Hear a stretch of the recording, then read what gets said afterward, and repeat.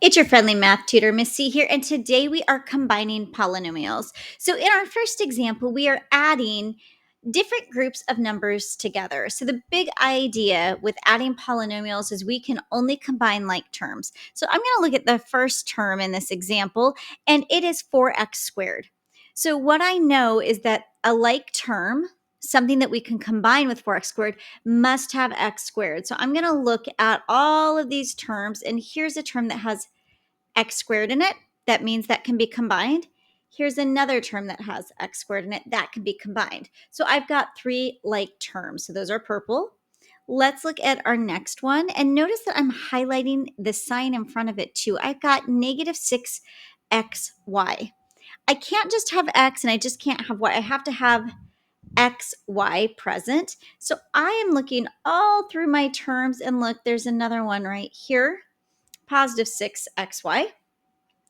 And now I'm going to look and see if we have any other like terms. So I've got 2y squared, it's positive, and I've got 7y squared, it's positive. You could highlight these terms or the signs if you want. And now we're going to go ahead and we are just going to combine like terms. So I'm going to combine all of my purple terms first, or my x squared terms. So I have 4x squared minus 8x squared minus 2x squared. So that gives me negative 6x squared, right? Because I end up with negative 10x squared plus 4x squared. Okay, my next terms in order are my xy terms. And what I notice is negative 6xy plus 6xy is 0. So that zeroes out and goes away. And now my blue terms, I have 2y squared plus 7y squared. So when I add those together, I get 9y squared. So this is my simplified polynomial. In this case, there's only two terms left, so it's a binomial. So poly means many. So above we had many terms, and now we just have two, so a binomial. All right, subtraction's a little bit more challenging because of the negative sign. So same idea here, but this negative sign here gets applied to everything in the parentheses. So it gets applied to this term, and this term. So I'm going to show you two different ways to do this. So I'm going to notice first, I'm going to highlight all the things that we have in common. So I've got my x squared term here, and I've got one here.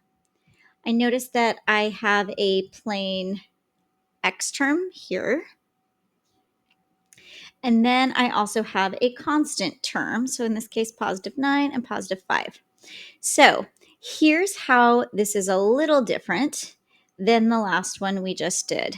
So we have 8x squared and we have a minus 3x squared. So this minus gets attached here.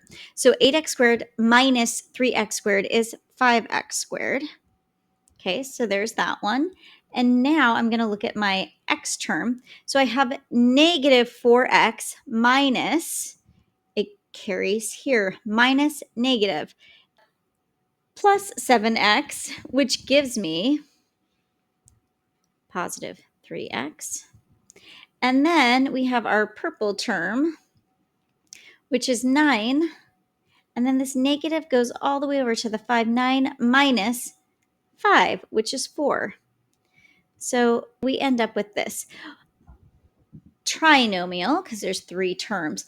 Sometimes I see people who like to rewrite this first before they start doing any of their combining. So you'll start with your first one, and then they like to just distribute this. So it's a negative 1 essentially times 3x squared.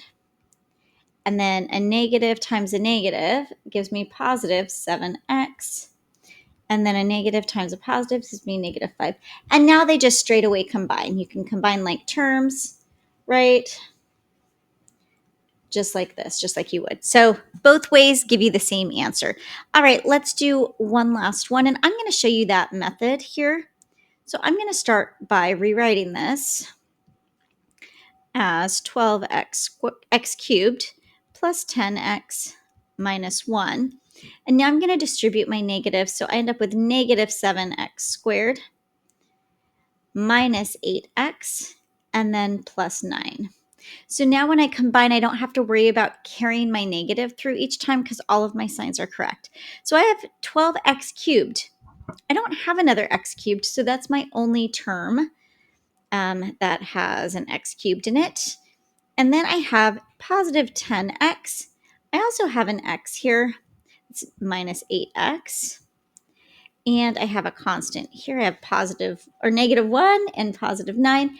And then look, I've got 7x squared, and like 12x cubed, it's its own. So here we go. So we're going to start by writing 12x cubed. And then I know I've got this term and there's nothing to combine. So remember, we go from highest degree, that's the highest exponent, to the lowest degree, which is the smallest exponent. So next comes negative 7x squared.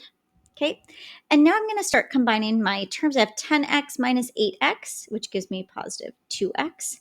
I have negative 1 plus 9, which is positive 8. And that is how you simplify this polynomial.